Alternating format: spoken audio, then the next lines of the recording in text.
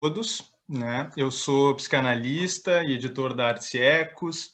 É um prazer receber todos vocês, a Tânia, a Maria Cristina Poli, né? É um prazer enorme para mim, né, ter editado um livro belíssimo da Tânia, né?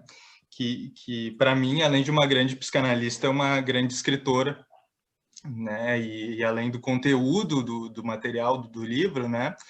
Tem uma preocupação estética, né, formal do livro, e acho que ele está muito bonito nesse ponto também, né?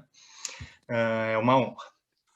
E, bom, fica o convite para adquirirem o livro no site da editora, conhecerem o catálogo completo, e também um convite para o lançamento do livro Racismo por uma Psicanálise Implicada, que é a autoria do psicanalista da Sociedade Brasileira de Psicanálise de Porto Alegre, Inácio Paim Filho, e um evento gratuito no dia 6 de maio. As inscrições já estão abertas. Vou apresentar, então, nossas convidadas. Tânia Rivera é ensaísta, psicanalista e professora titular do Departamento de Arte e da Pós-Graduação em Estudos Contemporâneos das Artes da Universidade Federal Fluminense. Atua também junto ao programa de pós-graduação em Teoria Psicanalítica da Universidade Federal do Rio de Janeiro, autora de A Arte e Psicanálise, Cinema, Imagem e Psicanálise, e O Avesso do Imaginário, Arte Contemporânea e Psicanálise, entre outros. Curadora de Lugares do Delírio, Museu de Artes do Rio, 2017, e Sesc Pompeia, 2018. A Maria Cristina Poli é psicanalista, professora do Instituto de Psicologia e do Programa de Pós-Graduação em Teoria Psicanalítica da UFRJ, autora dos livros Clínica da Exclusão, Feminino, Masculino, Leituras da Clínica, Escritas da Cultura, entre outros. Eu vi que a Tânia estava comentando, eu acho que ela falou, mas eu vou repetir, que o evento vai funcionar como uma conversa entre as convidadas e, em determinado momento, abriremos para o público. Questões no chat, pode levantar a mão, a gente vai cuidando para depois todo mundo se comunicar. Tá bem? Com a palavra, Tânia. Está sem microfone, Tânia. Está sem áudio.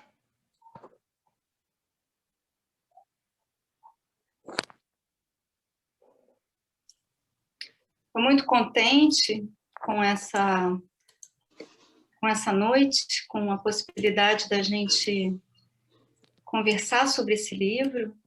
Eu estava dizendo, enquanto as pessoas iam chegando, da minha dificuldade de me conformar com o nosso formato virtual, mas é o modo que nós temos hoje de estarmos juntos, e eu agradeço muito ao Lucas por essa iniciativa do lançamento e do livro, né? Lucas me convidou para pensar esse livro, propor um livro, e ele realmente me incitou a rever textos recentes de uma maneira que me fez perceber algo que não estava claro para mim até então, que eram os fios mais ou menos invisíveis, insidiosos, que os uniam.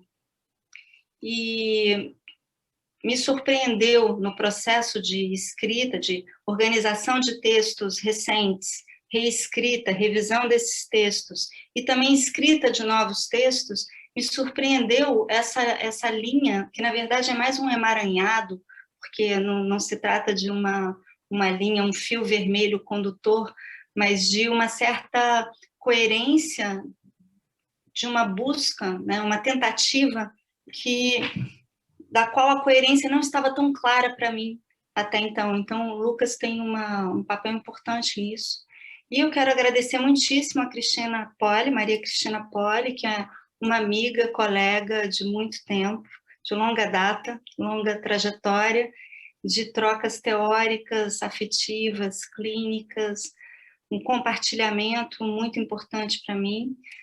Cristina, nos vários áudios que a gente trocou nos últimos dias sobre o livro e a leitura muito generosa que Cristina foi fazendo do livro, que na verdade ela já conhecia em grande parte pelas nossas conversas e por publicações anteriores de parte dos capítulos, ela comentou que estava debulhando o livro. E eu achei isso muito bonito, porque é como debulhar o milho para fazer alguma coisa dele, né? E eu acho que ela ficou fazendo isso de uma maneira muito paciente, muito investida libidinalmente e muitíssimo competente. Então, eu agradeço muito a ela. Eu queria ainda, muito rapidamente, agradecer a algumas outras pessoas que eu acho importante nomear nesse momento, porque um trabalho como esse, ele não é um trabalho individual, por mais que a gente possa ter escrito esses textos, né, em autoria única, tem todo um compartilhamento. Jorge Bataille dizia que o que eu pensei, eu não pensei sozinho, e, de fato, além de muitos autores, né, com os quais nós estamos em contato, em diálogo, em transferência, eu queria nomear pessoas que estão, né, na minha vida, outras colegas além da Cristina Poli, pelo compartilhamento de questões ali no momento específico da escrita, da finalização do livro no ano passado, num grupo que eu compartilho com Cristina Poli também, e que no momento da escrita do livro contava com Ana Carolina Lobianco, Beth Fuchs, Fernanda Costa Moura e Laura Sarmento. Em seguida entrou nossa querida Rita Manso também, que eu acho que está aqui ou está chegando, e a minha queridíssima amiga também Simone Moskin, e agora conta também com a Vera Polo, esse grupo que vem discutindo questões que são questões conexas àquelas tratadas nesse livro, ou as próprias questões tratadas no livro, né? Além disso, muito rapidamente, eu quero mencionar outras mulheres presentes para mim nesse livro, nesse pensamento, nesse compartilhamento, especialmente as amigas Dariela Charim e Mônica Alvim, e também as minhas filhas, Anitta e Isadora, que desde muito cedo recolocaram muitas coisas em questão e que atualmente são importantes interlocutoras para mim, especialmente a respeito de algumas das questões que estão presentes no livro. E queria mencionar ainda minha mãe e as minhas irmãs. Como vocês veem, a minha vida é cercada de muitas mulheres. E ainda quero mencionar, não posso deixar de mencionar o papel importantíssimo de outras mulheres que são as artistas com as quais eu dialogo nesse livro. Laura Lima, Ana Maria Maiolino, Carmela Gross, Eleonora Fabião, Lígia Clark, Natália Leite e Estela do Patrocínio.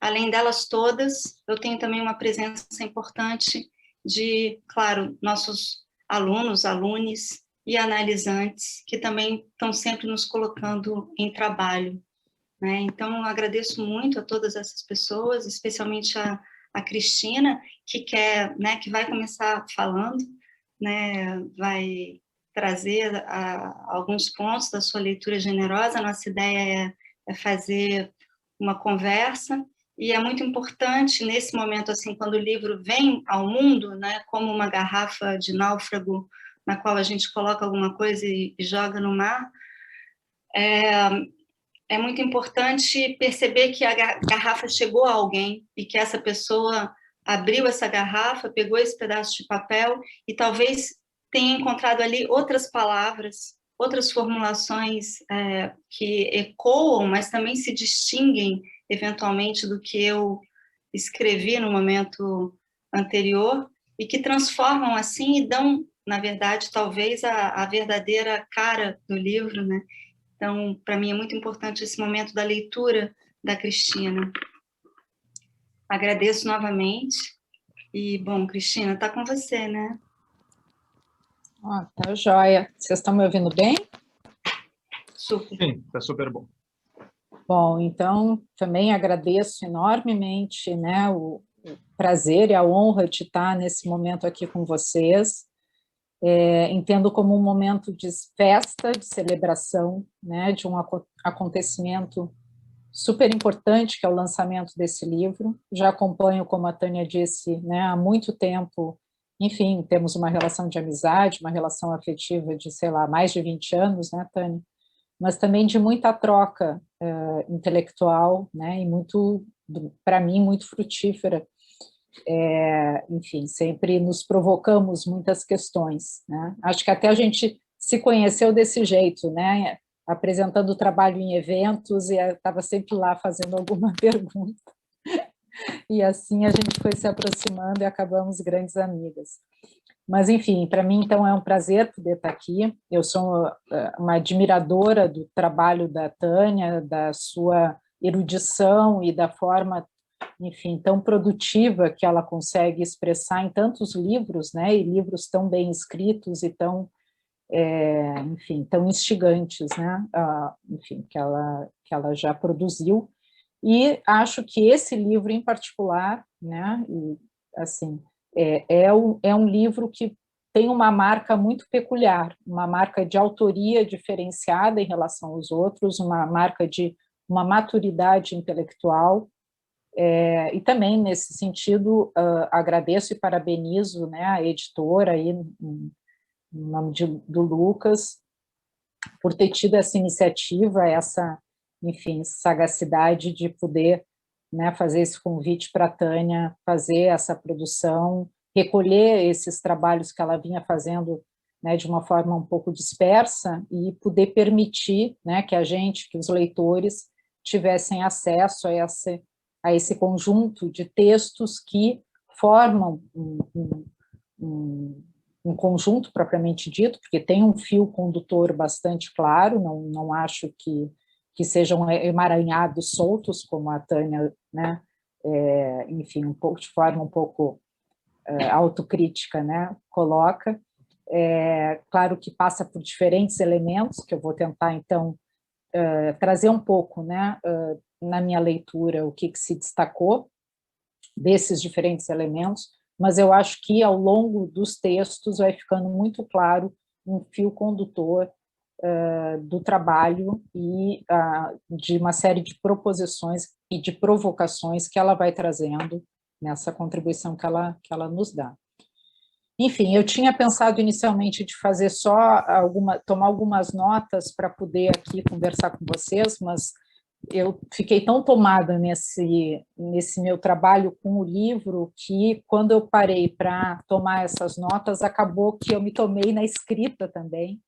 Então, eu vou trazer esses elementos que eu escrevi, tentando, né, falar de uma forma, enfim, bastante acessível para quem está escutando, para poder interagir conosco, e depois situar algumas perguntas, né, algumas questões, enfim, não querendo fazer desse momento um momento de arguição de tese, né, Tânia? A gente que trabalha na universidade um pouco que fica refém, às vezes, desses modelos acadêmicos, então, claro que não se trata disso, mas é inevitável, né, recorrer a algumas questões que não são para serem respondidas, mas que são para, enfim, salientarem alguns elementos e te permitir, inclusive, né, trazer aqui alguma reflexão que já está no livro, mas para quem não leu, imagino que a maioria das pessoas que estão nos ouvindo hoje ainda não tiveram acesso à leitura, pelo menos integral, do texto, certamente, do livro. Certamente já conhecem, né, parte desses textos que muitos circularam aí na revista Cult, no Facebook, enfim. Mas o conjunto do trabalho acho que permite uma outra leitura, né, que também é importante. Bom, então, como eu disse, eu acho que queria destacar muito isso, né, como um momento de festa e celebração, coisa que no nosso momento atual brasileiro, a gente, quando diz isso, precisa um pouco justificar, né, porque estamos num momento de luto e de tristeza e de desamparo, então não dá para desconhecer, né, esse cenário caótico e trágico que estamos vivendo, né, como um dos momentos mais difíceis que a gente está atravessando, enfim, nos últimos anos e nas últimas décadas, ou talvez até na história brasileira, porque se trata realmente, né, e acho que a maioria das pessoas concordam com isso, de um verdadeiro genocídio, né? Que está se colocando em prática. Mas o que me parece assim, importante destacar disso é que talvez não seja por nada que justamente no momento, né, em que a gente se confronta com tantas dificuldades de ordem política, social, que é inescapável para todos nós, da mesma forma que aconteceu, né, a partir da década de 60 ali com a ditadura militar, tem algo que parece que dispara, né, um sentido de sobrevivência da cultura, né, um sentido de resistência mesmo, né, daquilo que se tem de mais precioso, né, na produção cultural brasileira, que vem à tona muitas vezes, que veio, pelo menos a gente tem esse exemplo histórico, né, ali de 64 e 68, o quanto, né, a produção nacional foi, no seu movimento de resistência, né, ao autoritarismo daquela ocasião, produziu também algumas das coisas mais preciosas que temos, né, no âmbito da MPB, da literatura, enfim, do cinema, e, de alguma forma, parece que algo disso pode se produzir hoje também, né? Não que a gente precise, né? Não acho que seja necessário ter déspotas no poder para que se produzam essas pérolas, né? Espero realmente que não, mas que a gente consiga produzir, né, nesse momento de resistência, não deixa de ser algo a ser festejado, né? E eu acho que a proposição desse livro, eu realmente estou convencida disso, espero que cada um de vocês, na medida em que se confronte com essa leitura dessa proposta da Tânia, possa perceber nesse livro como se trata de uma produção de alta relevância para a cultura brasileira. Eu saí dessa leitura mobilizada a este ponto, né, de que estava diante de um livro que é um texto que faz ato, né, é daqueles livros que, bom, como ela chamou psicanálise antropofágica, talvez o título assim mais que represente melhor o efeito, que pelo menos para mim, mas que eu acho que para quem se colocar na leitura desse trabalho terá, é de um manifesto, né, de psicanálise antropofágica, quer dizer, nesse sentido de um livro que faz ato, né? O manifesto tem esse propósito, né, como temos tantos na cultura, o manifesto antropofágico, né, escrito lá pelo Oswald de Andrade, que a Tânia faz referência, né, ao longo de todo o trabalho, que a gente vai falar um pouquinho aqui sobre isso, mas toda uma outra série de textos manifestos que justamente têm essa característica de serem textos que não só propõem leituras, fazem considerações mais ou menos eruditas, e trazem uma série de referências e de considerações, mas são textos que produzem algo, né? Que produzem uma interrogação e uma proposição que não é qualquer, é algo que a gente pode pensar como fazendo uma diferença de posição. E é isso que eu vou tentar, então, trazer, né, o sentido da minha leitura que indica, né, essa consideração do livro da Tânia como um texto manifesto, um texto-ato, né? Bom, eu fiquei com vontade, antes de entrar nisso, né, de ler para vocês uma passagem do Freud em Totem e Tabu, em que ele fala do que é uma festa, né? Porque eu trouxe esse elemento, né, de que estamos num momento de festa e celebração, e como ele traz, enfim, todo o manifesto antropofágico ali do Oswald de Andrade, que a Tânia vai recuperar, vai dialogar com o mito da horda primeva, né, que está no Totem e Tabu, né, freudiano, no final do texto do Freud, e traz essa ideia, né, ali o mito da horda primeva, a cena, né, do canibalismo, né, do pai, então que os irmãos se unem para depois de matar o pai, para celebrar essa morte, enfim, comendo os restos mortais do pai como uma forma de homenageá-lo também, toda essa ambivalência em torno, né, desse parricídio. Mas em outro momento do texto, né, quando Freud vai trazer algo dos povos que ele chama de povos primitivos, né, como na época se chamava, ele vai falar sobre as refeições pautadas pelo sacrifício, né? E ele vai dizer assim: a força ética da refeição sacrificatória pública repousava em ideias muito antigas da significação de comer e beber juntos. Comer e beber com um homem constituía um símbolo e uma confirmação de companheirismo e obrigações sociais mútuas. Aí depois ele vai trazer como esses costumes se mantêm entre os árabes no deserto, né? Esse vínculo que ali se coloca. Aí ele diz assim: qualquer pessoa que tenha comido o menor pedaço de alimento com um desses beduínos ou tomado um gole de leite, não mais precisa temê-lo como inimigo, mas pode sentir-se seguro de sua proteção e auxílio. Porém, não por um tempo ilimitado, estritamente falando, apenas enquanto a comida que ingeriram em comum permaneça no corpo. Essa era a visão realista do laço de união. Precisava de repetição para ser confirmado e se tornar permanente.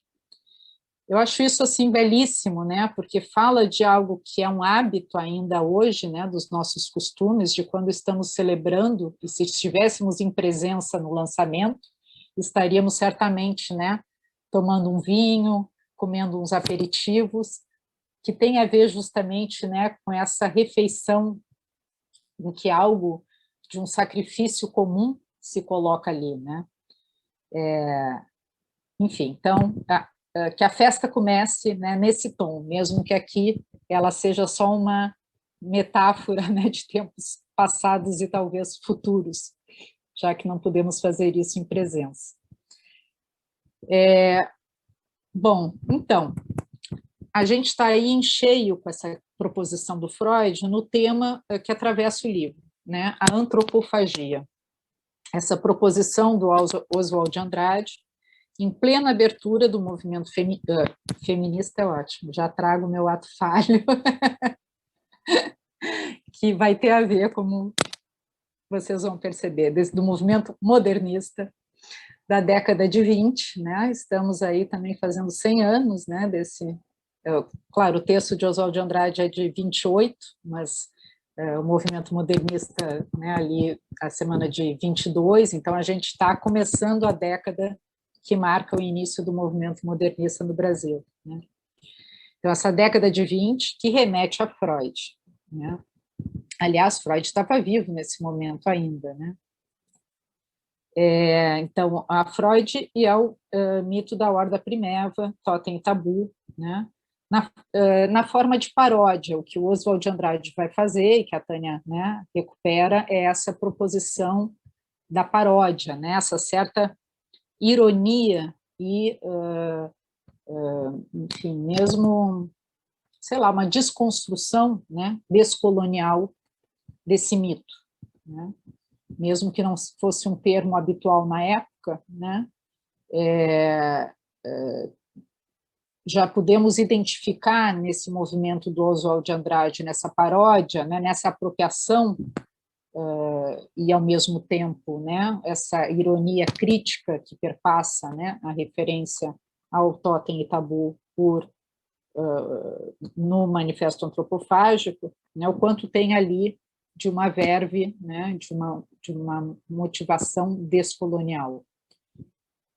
Queria também chamar a atenção que, em algum momento, Tânia, você fala que prefere usar descolonial do que decolonial, né, como tem sido mais habitual, o decolonial, sem o S, mas você diz preferir justamente descolonial, porque o decolonial seria um anglicismo.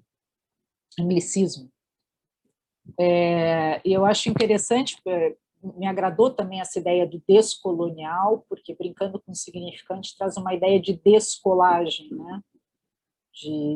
Tem um aí, que desmontagem, descolagem, algo da dimensão de uma separação, que o decolonial parece que trava um pouco a língua nesse ponto, né?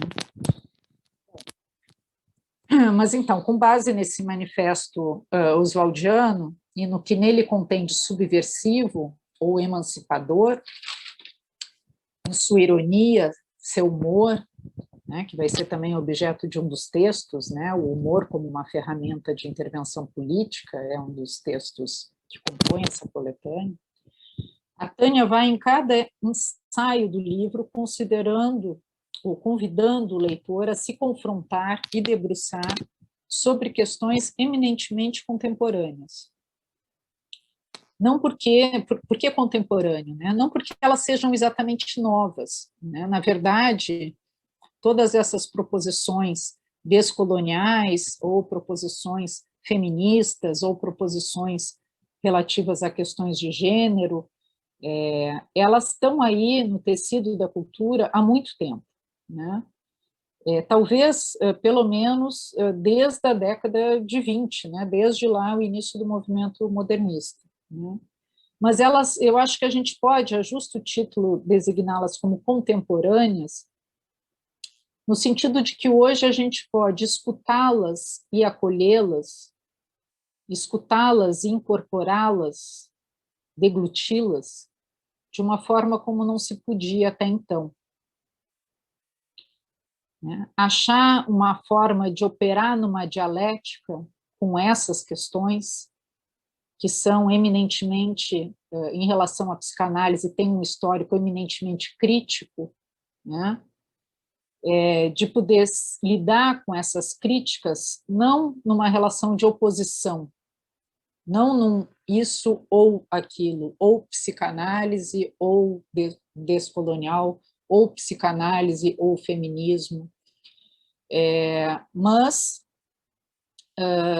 encontrando um modo de operar uma dialética, ou seja, trazendo, né, essa incorporação, trazendo essa apropriação que modifica ambos os campos, né, e que compõe um novo locus de partilha, né. Então, feminismos, movimento descolonial, movimentos identitários, antirracistas, antipatriarcalistas, né? Em síntese, pautas emancipatórias. Isso está em jogo o tempo todo no trabalho da Tânia. Então, aquelas todas, né, essas todas abordagens que visam romper com uma lógica da segregação e da sujeição, e que interessam sobremaneira a psicanálise, né, que compartilha desse princípio, né, compartilha desse princípio emancipatório, né, o que é a subversão do sujeito, que sentido faria se não, né, desde uma perspectiva dessa ética emancipatória, né. Por que então, né, tanto tempo para que isso seja possível, e ainda hoje, né, a gente precisa encontrar nesse livro, ou em outras poucas produções, algo que marque tão fortemente isso, o que vai nesse sentido, né, de um encontro, de uma dialética possível. Por que parece, às vezes, que a psicanálise, nesse jogo, fica do lado dos inimigos, entre aspas, né, do lado do senhor, né, do colonizador, né, e não justamente de quem é sujeito, né, a essa lógica de poder.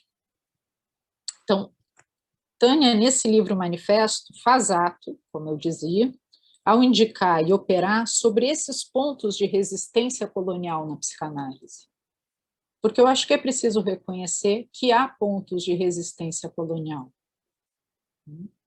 E é ali que a Tânia vai colocar, na minha leitura, o dedo na ferida, né? E buscar operar um outro movimento. Não sem a psicanálise, pelo contrário, se valendo dos seus princípios. E ela faz isso questionando o lugar de enunciação da teoria, um lugar que não pode ser neutro. E talvez esse seja um dos principais pontos de resistência, essa parceria histórica da psicanálise com esse princípio iluminista, né? Então, um lugar que não pode ser neutro sobre o risco de aderir cegamente a uma epistemologia comprometida com valores eurocêntricos, burgueses, patriarcais, misóginos, excludentes, né? Segregadores. Ela, Tânia, o faz também questionando o discurso, e eu acho essa expressão maravilhosa, né, num texto que compõe esse livro e que certamente muitos de vocês já tiveram contato com ele, que é o texto em que ela faz uma defesa da identidade, né, do ponto de vista da psicanálise. Então, ela questiona, nesse texto, o discurso pseudo-desidentitário, né, que eu acho uma pérola de noção. Então, na medida em que esse discurso sustenta uma crítica às pautas identitárias, porque elas desconheceriam a presença do autoritário, né, no cerne da cultura brasileira, como se o mito da mestiçagem, né, do Brasil não servisse antes para esconder os séculos de manutenção de desigualdades raciais e de gênero, né? Então, aí tem uma sacada da Tânia que eu acho que é genial, quer dizer, da gente poder justamente perceber o quanto, muitas vezes, ao defender, né, uma determinada pauta, no sentido de que se estaria defendendo, assim, né, a presença da alteridade, né, do hétero no sentido da heteridade, desse outro diferente, né, como princípio, a defesa dessa diferença, muitas vezes, pode naturalizar, justamente, relações de subjugação, de submissão, de jogos de poder, né? Então, a Tânia percebe isso, né, e traz isso à tona de uma forma muito corajosa, né? E ainda, né, um outro aspecto, né, que ela faz também, além desse questionamento, que eu acho que é um dos pontos fortes do livro, que está muito bem indicado nesse texto em particular, mas que atravessa e vai aparecer em vários outros ensaios também do livro. Mas um outro aspecto que me parece também muito valioso é a forma como ela demonstra o quanto as teorias sexuais infantis que embalam, né, o sono dos meninos, né, dos nossos meninos brancos, pequeno-burgueses, né, e aí a gente pode incluir, né, esses meninos chamados Freud, Lacan e outros, né, o quanto essas teorias sexuais infantis formuladas por esses meninos sustentam um ponto de vista, né, uma formulação fantasística, entre outras, né. Aí é outra coisa que é absolutamente corajosa e original no trabalho da Tânia. Porque é nesse ponto, né, que a arte, né, que a Tânia é tão conhecedora e faz um percorrido aí que nos ensina tanto, né, é nesse ponto que a arte vai ganhar uma grande função nesse texto, né, e nesse livro, né, na leitura que Tânia faz, por exemplo, do setting analítico, né, como sendo, né, tendo um enquadre, né, então uma leitura que coloca o setting analítico desde uma perspectiva das artes plásticas, desde a perspectiva da montagem de um cenário, né, e também, da mesma forma que as fantasias, né? Então, tanto o setting analítico quanto a fantasia, no sentido forte que esse termo tem na teoria psicanalítica, né? A fantasia fundamental, o fantasma, em algumas traduções, né, do termo Lacan, são cenários, né? E esses cenários precisam ter suas linhas de perspectiva, seus pontos de luz e de fuga, né, destrinchados, para que se possam abrir outras possibilidades de incidir nosso olhar, outras montagens cênicas, né, e, portanto, outros enredos sejam daí decorrentes e sejam possíveis, né? Então, há algo que, enfim, que implica um certo relativismo, sim, né? Mas me parece que no bom sentido do termo, de pensar que não é que tudo vale, mas sim de poder analisar de que forma o que a gente percebe, né, que a gente conhece na proposição clássica da psicanálise, né, como, por exemplo, o texto edípico, né, a forma como Freud apresenta o Édipo do ponto de vista do menino, né, e a presença ali da castração no corpo da menina e da mãe. Enfim, a Tânia vai trabalhar bastante em torno dessa montagem cênica, né, mas o quanto isso diz de uma perspectiva, né, de um ponto de vista de um sujeito ali encarnado e situado, né? O que é fundamental para que a gente possa se deslocar dessa posição e perceber outros pontos de vista. Não só perceber, mas mesmo criar outros pontos de vista. Então, Tânia indica essa estratégia na primeira parte do livro, né? Preciso dizer que o livro é composto de duas grandes partes. A primeira são ensaios em torno, né, dessa leitura desses princípios, digamos assim, até epistemológicos da psicanálise, essa interrogação em torno desses princípios epistemológicos da psicanálise, trazendo de saída já como interrogante, né, esse trabalho com a arte, com o campo artístico, desde o manifesto, né, antropofágico, enfim, passando aí, então, pela inclusão, né, da proposição de diferentes autoras, sobretudo, né, mulheres artistas brasileiras. Para a segunda parte do livro, ela se dedicar a produzir ensaios que faz um movimento inverso de partir da obra de artistas para incluir aí a leitura da teoria, né, ou trazer também, enfim, não é bem incluir uma leitura da teoria, mas é trazer esse diálogo, né, esse trabalho com, né, a psicanálise a partir, então, da perspectiva do desdobramento dessas obras, né, dessas autoras. Enfim, então é dizer que na primeira parte do livro, indagando e desmontando, né, no sentido de demonstrar os lugares marcados em uma estrutura cênica, em um roteiro, né? Aí o que eu já mencionei, né, a cena edípica freudiana, no qual o menino vê a castração na menina como uma forma de melhor assegurar sua posse do pênis, né, do falo. E essa pergunta, que cenas possíveis se construiriam desde a ótica da menina, né? Freud e Lacan situam aí um ponto de enigma, né? Esse ponto de enigma que, em alguns momentos, a gente pode pensar que, na verdade, não é que o feminino seja enigmático, mas ele também é aquilo que Freud e Lacan e tantos outros meninos não quiseram saber, né? A Tânia não fala nesses termos, isso é por minha própria conta e risco.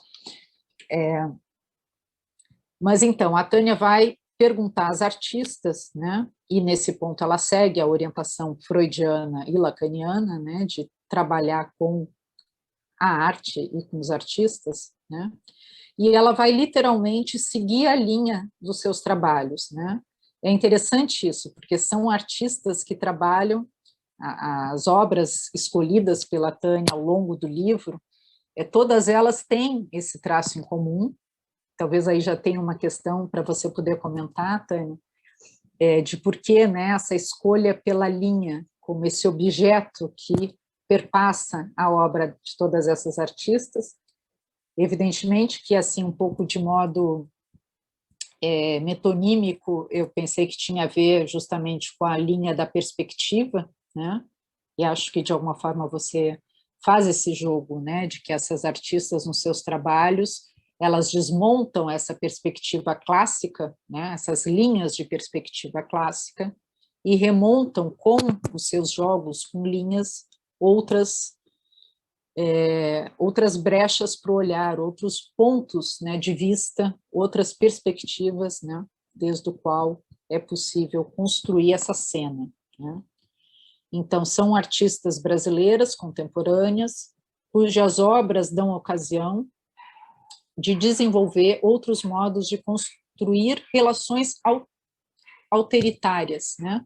Porque não é só a mudança de cenário, ela muda tudo, muda inclusive o modo de relacionar eu e outro, né? O famoso sujeito e grande outro, né? Da teoria psicanalítica, que são conceitos abstratos, em certa medida, né? Mas que, a partir dessas outras perspectivas, né, de encarnação desse eu e desse outro, fica impossível, de alguma forma, se dispensar, né, nesse encontro, nessa relação, a dimensão do acaso e da contingência. Eu acho que isso é uma das características, né, da possibilidade de sair de um eu e outro abstratos. Na medida em que eles não podem dispensar a concretude do ponto de vista desde o qual se enxerga, se situa, o sujeito se situa em relação à cena,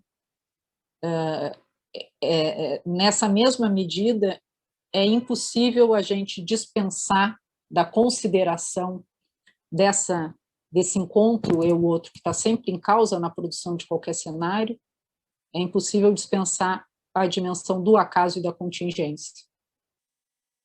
O que, do ponto de vista da teoria clássica, é um horror, né? Porque como é que a gente faz ciência se a gente tem que estar sempre considerando o acaso e a contingência? Mas é justamente isso que permite, né, essa desconstrução de uma epistemologia clássica no campo psicanalítico e permite justamente situar uma enunciação eminentemente singular, que desconstrói esse universal por princípio. Então, é uma epistemologia que tem por princípio esse furo desse universal, e por isso precisa estar sempre considerando o acaso e a contingência. Enfim, por fim, né, o final do livro vai nessa direção. O último capítulo é assim fantástico, né? Eu estou assim me rasgando em elogios, mas realmente porque eu estou muito tocada por essa leitura.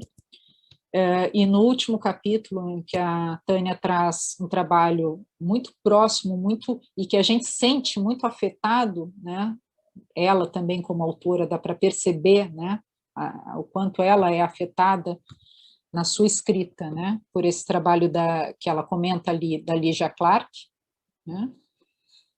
Na verdade, não é um trabalho, ela comenta, né, um conjunto de trabalhos, faz um percorrido, mesmo que rápido, e, aliás, acho que ali tem a promessa de um outro livro, né, mais detido, mais, né, que merece, né, com a Lygia Clark, e você tem material para isso, e a gente percebe ali nas suas reflexões que tem muita coisa para ser desdobrada em relação às proposições de leitura que você tem da obra da Lygia Clark, inclusive do encontro dela com a psicanálise, né, com Fedidá, que foi seu analista durante muitos anos, os efeitos que teve também sobre a produção do Fedidá, né, esse encontro com a Lygia Clark como paciente.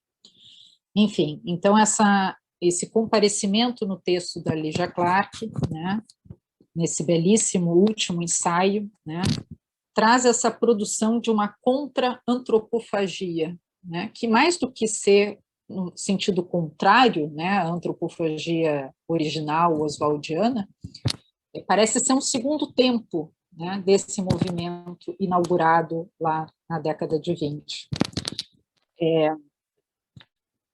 E que, de alguma forma, revigora o gesto oswaldiano, né, revigora e o atualiza, né. Então, reatualiza num sentido de uma reelaboração propriamente descolonial, né? Eu fiquei, quando eu estava escrevendo isso, eu fiquei procurando se era mesmo esse o adjetivo, né? Mas não me ocorreu outro, né? O tipo de movimento de reelaboração que já está em germe, né, e em ato mesmo, no movimento oswaldiano, no seu manifesto, mas que o trabalho da Lígia, e depois, em terceiro tempo, a sua leitura, né, situam aí dois tempos fundamentais para recolocar esse manifesto, né, no campo da arte, como tendo essa função de descolonização, né, e essa função que talvez seja mais clara na Lígia do que no Oswald, que é de um movimento claramente feminista, né, ou feminino, né, na reinscrição mesma do mito da Horda Primeva, porque eu acho que tem algo disso que se coloca ali, né, e agora eu já vou no sentido de colocar as provocações para que você possa comentar, Tânia. Então, a primeira delas vai justamente nessa esteira, que é de pensar a função que teve, né, o manifesto antropofágico e esses outros dois tempos que eu estou trazendo, né, o movimento da Lígia Clark, e agora a sua leitura, né, que busca tirar consequências desse duplo movimento prévio para o campo da psicanálise, porque os dois fizeram isso na cultura, fizeram isso sobretudo no campo da arte, mesmo que eles tivessem como interlocutor fundamental a psicanálise, né? Oswald de Andrade cita 3 vezes Freud num texto de 2 páginas, né? Então com ele, né? É ele o seu interlocutor fundamental, e tomando Freud e a psicanálise como um grande intérprete da cultura. Então, me parece que tanto ele quanto a Lígia reconhecem, a Lígia parece que é minha amiga íntima, né? Tanto ele quanto a Lígia Clark reconhecem, né, na psicanálise e na proposição freudiana do mito da Horda Primeva, a elaboração de um mito que é uma interpretação da cultura, né, da fundação das bases da cultura moderna, né? Mas que você, ajusta o título, demonstra ao longo do seu texto, e em alguns momentos de forma bastante forte, a ponto de incomodar, né, alguns analistas, como eu sei que incomodou e certamente vai incomodar mais, ao dizer que, bom, o Freud ali, o que ele fez com as mulheres no banquete totêmico? Por que elas não são nomeadas? Né? Por que elas ficam nesse lugar de serem objeto de troca entre os homens? Né?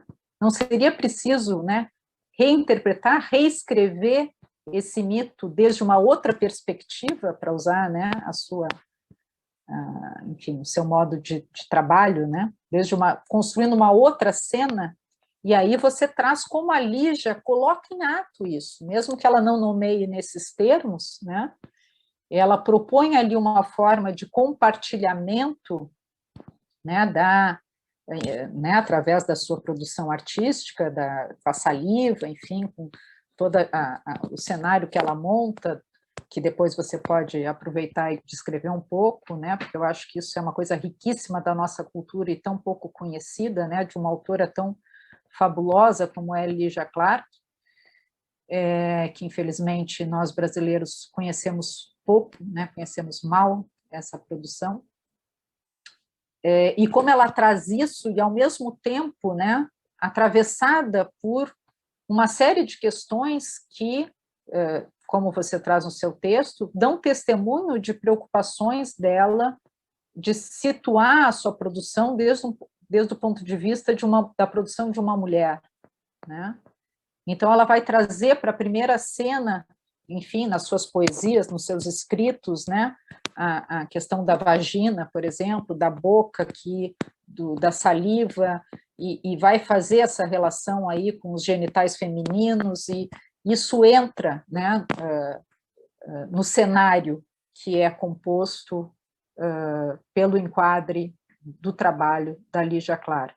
né? E isso, né, é uma forma de subverter e de reescrever um mito de fundação da cultura. Então, de alguma forma, é uma proposição que se inscreve na sequência do mito escrito por Freud, que, como diz Lacan, né, é o único mito moderno,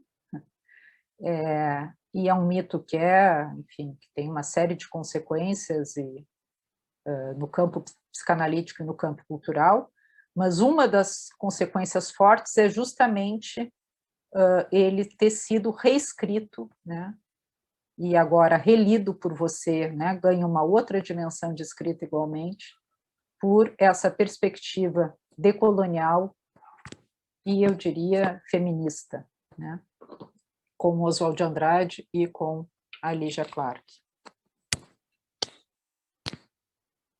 Bom, eu poderia ficar por aqui, mas eu ainda queria, se você me permite, se eu não estiver me prolongando demais, colocar duas outras questões, pode ser? Lucas, você que está organizando o tempo. Acho que sim, mas será que não é legal a gente fazer uma troca um pouco? A Tânia fala um pouco, conversar mais, talvez, ou não. Não sei o que tu acha, Tânia, também, como vocês forem se sentindo aí na conversa. Porque são muitas coisas, né? Sim. Eu acho que são perguntas pontuais, né, que você queria colocar agora no final. Na verdade, uma delas é assim, em relação, eu vou dizer rapidamente, então depois, se for o caso, eu posso, se eu conseguir dizer rapidamente, eu vou tentar. Uma delas diz respeito a algo que eu acho que você também coloca em causa no seu trabalho, ao escrever nesse formato de ensaio, né? Eu queria valorizar isso, porque eu sei também, e acho assim, uma preciosidade no trabalho que você fez com outros colegas, né, no livro da Funarte, que vocês recolheram aí uma série de ensaios no campo da psicanálise, e você faz uma apresentação magnífica, fazendo uma defesa da forma ensaio, né, como sendo algo muito próprio ao trabalho no campo da psicanálise. E eu acho que você, nesse livro de agora, tira consequências daquilo que você propôs lá. Porque é diferente, por exemplo, no seu livro O Avesso do Imaginário, a gente encontra artigos, eu acho que tem muito mais o formato artigo, mesmo que já tenha uma pegada ensaística, mas eu acho que nesse livro você tira mais consequências e é mais rigorosa nesse formato ensaio. Agora, a minha pergunta sobre isso é justamente se a gente pega, né, a sério esse formato ensaio como sendo próprio a uma epistemologia realmente comprometida, né, com a psicanálise enquanto uma teoria e uma ética que sustenta uma prática decolonial, antipatriarcal, antirracista, e, enfim, né, o que eu acho que é ainda uma dificuldade é como situar isso que seria o lugar de enunciação dessa teoria. Porque tem algum momento nos seus textos que você diz, eu aqui preciso falar que eu sou e que estou falando desde a perspectiva de uma mulher branca, classe média, né? Você diz isso. Mas, ao mesmo tempo, na sequência de quando você enuncia isso, você mesma percebe o desconforto e a impossibilidade de manter uma enunciação que seja dessa ordem de particularidades, né? Então, você aí vai buscar o quanto desses adjetivos, dessas qualificações, né, disso que são predicados que concernem a sua posição de autoria, você vai tentar encontrar ali algo que faça um trânsito para uma experiência que possa ser mais que traga um corpo coletivo junto com você, mas que também não fique restrito a mulheres brancas classe média. Não é esse coletivo que te interessa, né? Então, eu acho que aí tem um grande, realmente, desafio, e não é só para a gente, mas é um ponto que talvez a psicanálise possa ajudar e dar uma contribuição importante para as ciências humanas de modo geral, né, para essas teorias que buscam essa pauta emancipatória, que buscam essa desconstrução da epistemologia tradicional, como falar de uma experiência desde uma posição de sujeito, mas, ao mesmo tempo, desde um lugar dessubjetivado que permita a inclusão de outros, que permita a inclusão, não diria de um universal, mas, enfim, talvez aquilo que o Lacan fala como de um não todo, né? De um conjunto não todo, né? Mas que implica além do eu, né? Por princípio. E a segunda questão, né, deixa eu lembrar,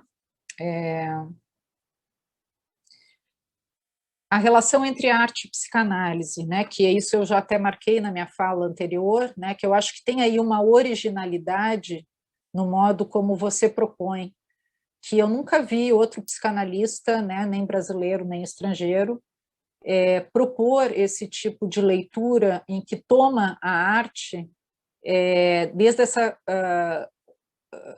essa leitura do enquadre, da cena, né, da perspectiva, né?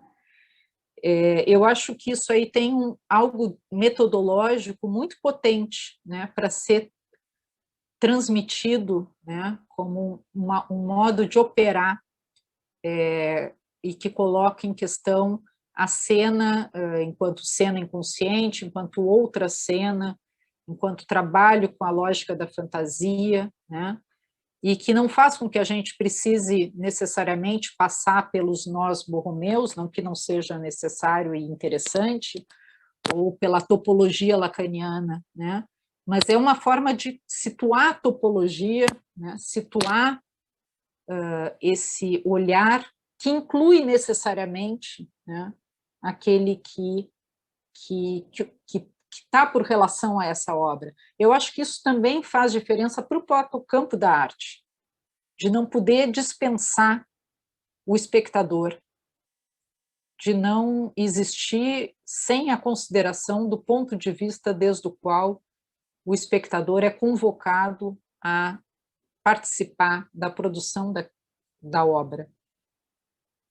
Enfim, são essas questões que eu queria trazer para abrir aí a conversa. Cristina, te agradeço muitíssimo por essa leitura e a posição na qual você se coloca como geradora de questões para mim e para o livro. E te ouvindo, me deu até a vontade assim, de propor uma situação na qual cada livro lançado por alguém, ou cada texto, só fosse comentado por outra pessoa, que não aquela que escreveu. E, em seguida, comentado por uma terceira pessoa.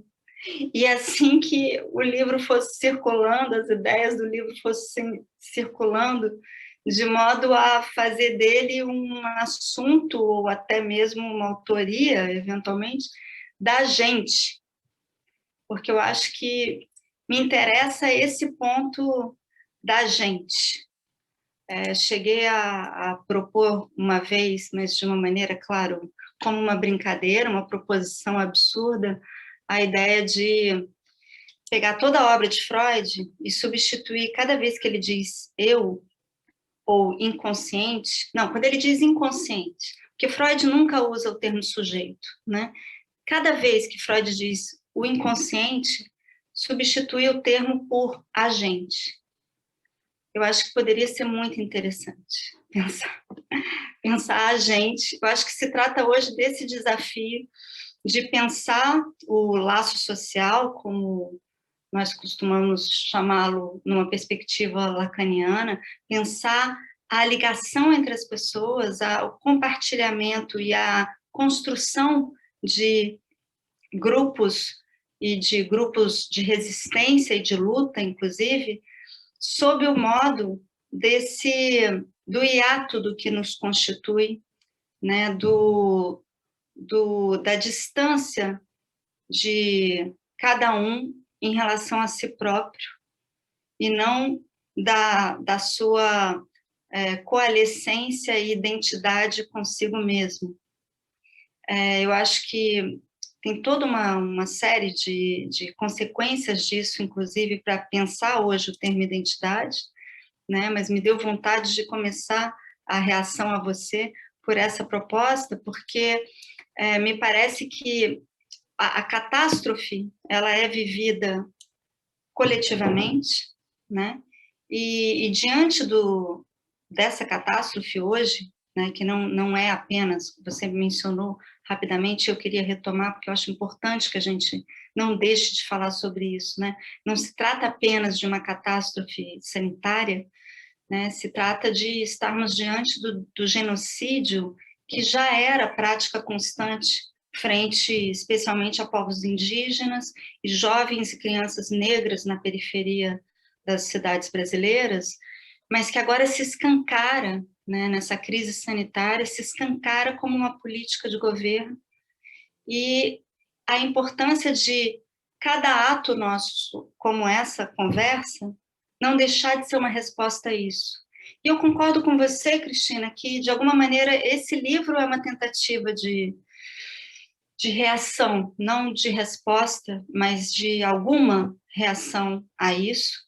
Acho que talvez a gente possa dizer que, minimamente, assim, na paralisia atual, né, que eu espero que termine em breve, quando estejamos todos vacinados para ir para a rua, né, e podermos fazer as nossas reivindicações claramente, eu acho que é urgente, ou foi urgente para mim, até agora, na pandemia, é urgente escrever. Escrever não sobre a pandemia, o que a gente ainda não pode fazer, talvez. Podemos tentar, mas não temos ainda esse distanciamento necessário. Mas escrever dentro da pandemia, de modo a afirmar alguma voz, a colocar significantes singulares em jogo, em circulação, e assim afirmar uma singularidade frente a essa lógica que é do apagamento de qualquer singularidade, que é a lógica da massa do número de mortos, que são os mesmos, que não se identificam, né? Viram um número. E também face a essa violência dos números do capital, a que serve o genocídio no Brasil, por vias, enfim, espúrias. Então, nesse sentido, por essa via, eu estou querendo chegar na sua questão sobre autoria e uma reflexão encarnada, situada, né, em termos geopolíticos e em termos de gênero, porque eu acho que não se trata apenas de uma opção hoje. Já poderia ser uma opção política, tá? E já teria, enfim, já seria autêntica e legítima, no meu ponto de vista, se fosse uma opção externa à psicanálise. Mas eu acredito que ela seja uma opção, um posicionamento legitimamente psicanalítico, na medida em que a psicanálise justamente, me parece, uma das suas contribuições mais fundamentais, a psicanálise recusa a própria ideia de enunciados gerais e instâncias neutras de enunciação, né, que eventualmente veiculariam a razão ou ainda a verdade, né, essa ideia de um indivíduo que seria mero porta-voz, que é um pouco a montagem, digamos, epistemológica e metodológica dos nossos trabalhos acadêmicos, e não só dos acadêmicos, né? Me parece que o sujeito dividido, esse sujeito da psicanálise, que se estranha nele mesmo, né, que é um outro para si mesmo, que se estranha com o que ele próprio diz ou faz, é aquele mesmo que recusa essa coalescência entre o sujeito da enunciação e o sujeito do enunciado. Me parece que a psicanálise, nesse sentido, ela nos convoca a uma prática que põe em primeiro plano o sujeito da enunciação. E é disso que eu estou tentando falar em termos de uma encarnação, né? Essa encarnação, ela se desdobra, se modula, na minha opinião, em uma fidelidade aos acontecimentos da vida, à experiência, né? Isso nessa dimensão singular, que é concomitantemente compartilhada, né? Não se trata do subjetivo da psicologia, né, como reação a todo um mundo de objetividade do qual ele estaria excluído, né? Se trata justamente de a vida se constituir como esses acontecimentos sujeito, esses acontecimentos que somos nós e que são principalmente entre nós, muito mais do que um sujeito, outro sujeito e outro sujeito se relacionando. Ontem, relendo o livro, né, depois de alguns meses de tê-lo entregue à editora, eu percebi um ato falho, um lapso muito interessante, que passou batido pelas duas revisoras, por todos os leitores que eu convoquei para o livro, que é o momento em que eu faço uma citação muito conhecida de Freud, de Psicologia das Massas e Análise do Eu, em que ele diz que a psicologia individual, toda psicologia individual é, de saída, psicologia social. E eu escrevi, toda psicologia social é, de saída, psicologia social.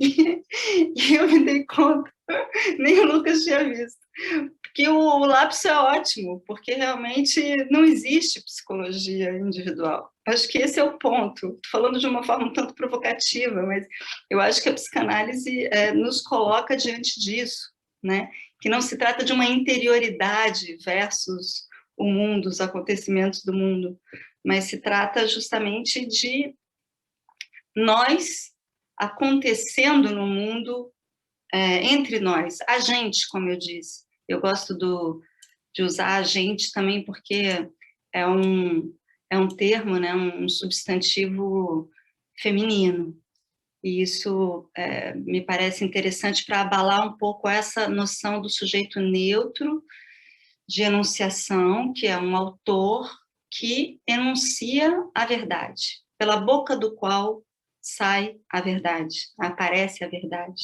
né? E eu acho que a nossa relação com o conhecimento e a produção do conhecimento numa via justamente que leve em consideração radicalmente a psicanálise, deve ser uma relação imbricada à vida e às nossas condições geopolíticas e de gênero, geopolíticas, sociais e de gênero, né? Então, me parece, como você disse, que questões prementes se colocam à psicanálise, apelam para a psicanálise hoje, ou melhor, apelam para os psicanalistas, porque essa abstração chamada a psicanálise não existe como tal, né? Existimos nós a enunciarmos, quer dizer, com nossas fantasias, né? Alguma argumentação, alguma ideia, algum pensamento, né? E, de fato, assim, acho que é fundamental pensar por essa via de uma imbricação entre fantasia e teoria, né? Reconhecer, eu vou ter que ir rápido, não vou poder falar de algumas coisas com a delicadeza e o detalhamento necessário, mas a fantasia em psicanálise não tem nada a ver com algo ilusório, falso, etc., mas com algo que é justamente uma montagem que dá lugar a cada um de nós. É uma montagem narrativa, né? Freud trabalha essa noção de fantasia de uma maneira muito interessante, porque a gente sabe que desde 1907, num texto muito importante chamado O Poeta e o Fantasiar, ele diz que nós fantasiamos, que as fantasias, de alguma maneira, nos constituem, né? E que essas fantasias são como as obras dos escritores criativos, dos poetas, dos artistas. Ele parece ali estar privilegiando a dimensão narrativa.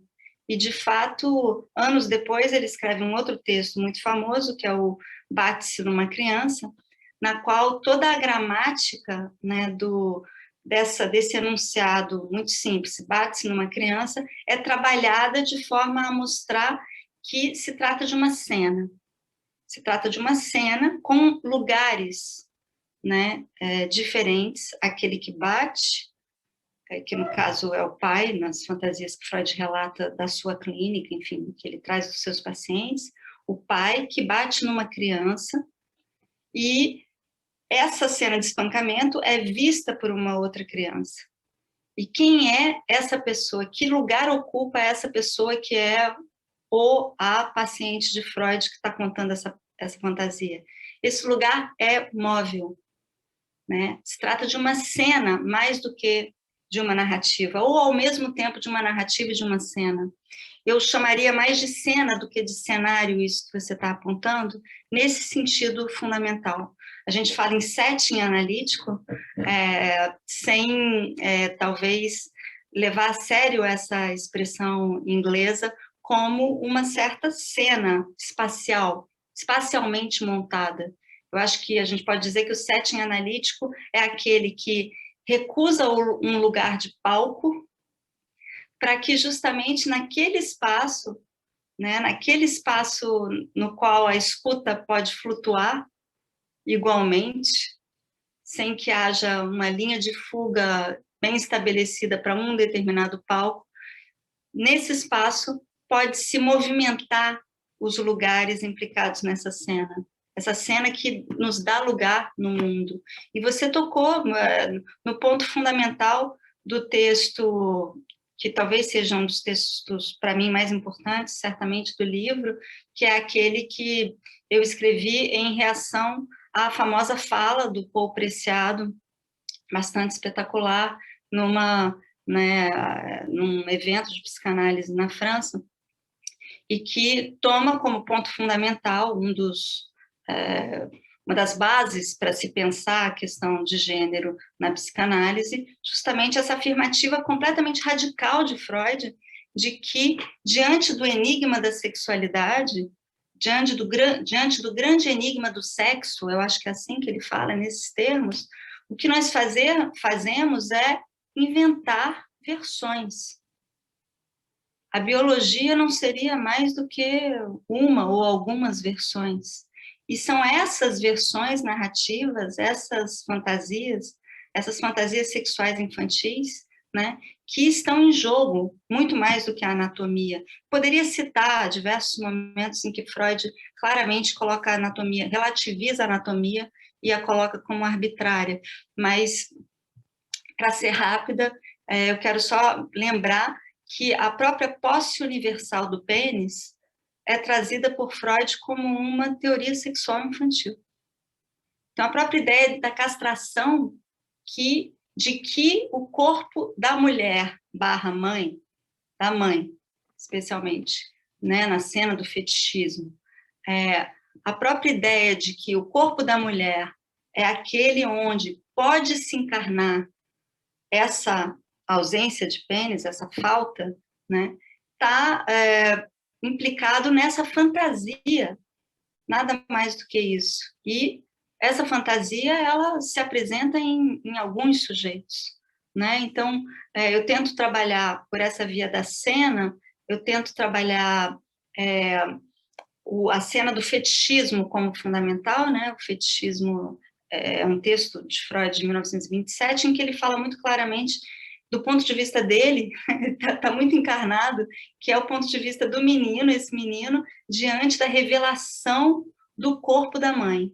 Se ela tem um pênis ou não, confirma ou não a fantasia da posse universal do pênis, e ele faz, por essa via da mulher,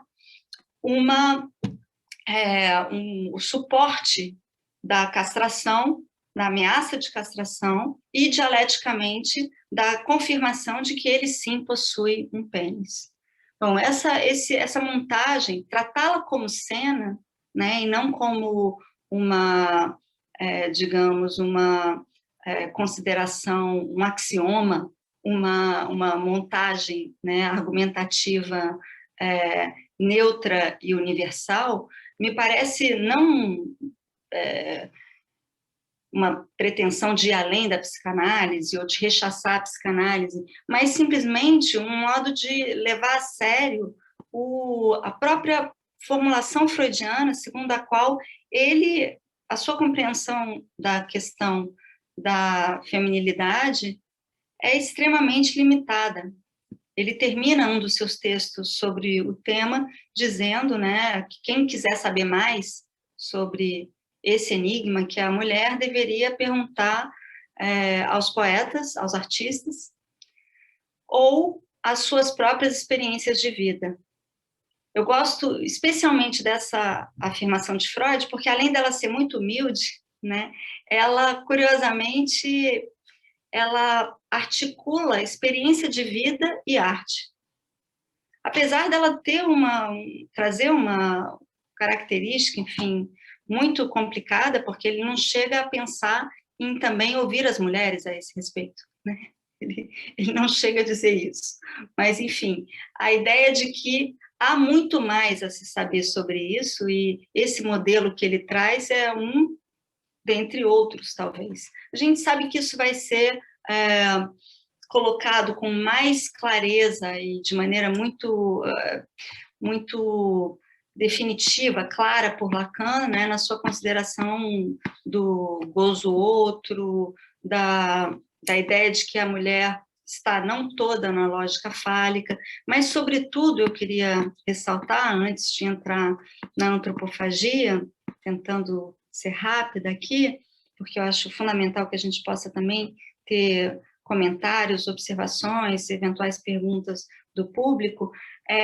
Lacan diz, num dado momento, que eu anotei aqui nas minhas rápidas anotações, mas é claro que na hora eu não encontro, sim, mas eu achei.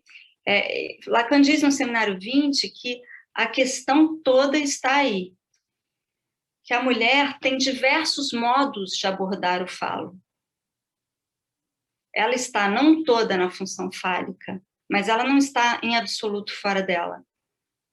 Mas essa ideia de que há diversos modos de abordar a questão, eu acho que é muito importante. Então, essa defesa de uma consideração da cena, da fantasia como cena, né, e não como mera narrativa, nos permite, eu acho, abrir esse campo, levando a sério, metodologicamente, a ideia freudiana de que quem quiser saber sobre isso, que não é só sobre a mulher, não é só sobre as mulheres, é sobre o que não se coloca como fálico, que não se nomeia como homem no sentido de uma afirmação fálica, né? Todo esse campo não fálico, ele está por ser destrinchado e explorado. Então, o livro é muito uma tentativa de um endereçamento, especialmente a não homens, digamos, mas sem querer excluí-los. Estou vendo que tem vários amigos queridos e,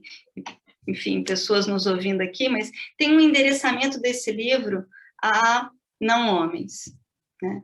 Aqui a gente tente modelizar essas outras formas de abordar. E eu encontro, especialmente, então, na obra de artistas mulheres, essa possibilidade de pensar, ver obras como montagens cênicas outras. A gente sabe que Freud, quando começou a inventar a psicanálise, né, ele chamava o inconsciente de a outra cena. Se trata justamente do cênico desde o início. Quando ele forja essa expressão, a outra cena, ele tá em Paris com Charcot, o grande psiquiatra, que era o psiquiatra do espetáculo, né? Freud diz no epitáfio que ele escreve a Charcot, que Charcot é um homem que vê, era um homem que vê, e que dava a ver as histéricas como um espetáculo nos palcos ali, no palco do auditório da Salpêtrière. Freud, para escrever a interpretação dos sonhos, tem que sonhar com uma placa na qual está escrito: roga-se fechar um olho, ou os dois olhos. Tem uma possibilidade de uma dupla leitura. Pede-se fechar um olho, ou fechar os dois olhos. Então, essa ideia de uma outra cena implica essa possibilidade de se pensar a psicanálise como uma análise, quebra, da cena, que aparece, em geral, como uma imagem, escondendo o seu esqueleto.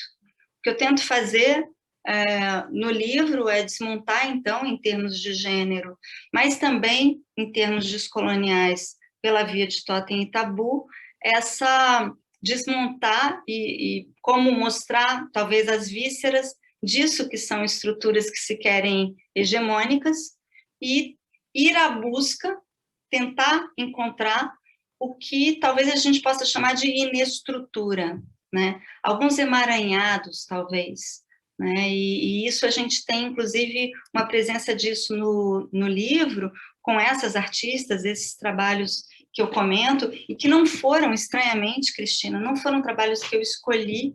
O livro não é linear. Eu estava dizendo, como eu percebi, a partir do convite do Lucas, uma coerência, uma coerência muito complexa, talvez, incoerente às vezes, mas eu só percebi a partir do convite dele que havia ali um conjunto de textos que afirmavam algumas coisas convergentes. Mas o primeiro texto, o texto mais antigo desse conjunto, é o texto sobre Leonora Fabião, né, que é de 2015, e eu escrevi a convite dessa grande artista e grande amiga que é a Eleonora, não sei se ela está aqui, ela disse que ia participar, não sei se ela pôde estar aqui, e depois a primeira, pelo menos o primeiro esboço da maior parte dos textos sobre essas artistas mulheres partiu de convites ou textos que eu escrevi, eventualmente, pontualmente, sobre um ou outro trabalho, e ao reler esses textos é que eu percebi que ali se tratava disso que eu estava buscando como inestruturas ou ainda emaranhados, né? Ali onde se mostram outros pontos de vista, a maneira, por exemplo, do que, com um primeiro desenho, eu mostro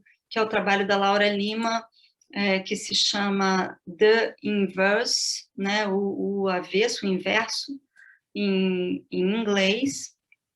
E eu preparei aqui rapidamente um PowerPoint, que eu vou usar só para, em seguida, continuar falando, mas com esses desenhos que estão presentes no livro, porque aí eu apostei nessa possibilidade da gente ter desenhos outros dessas cenas, ou seja, a aposta de que a arte diz respeito a não só uma explicitação de fantasias ou mitos que seriam universais, nada disso, mas a possibilidade de apresentar uma singularidade fantasística, uma singularidade de cena, mas que se transmite pela arte. Eu acho que a arte é o campo na cultura no qual a singularidade mais radical se transmite e é compartilhada.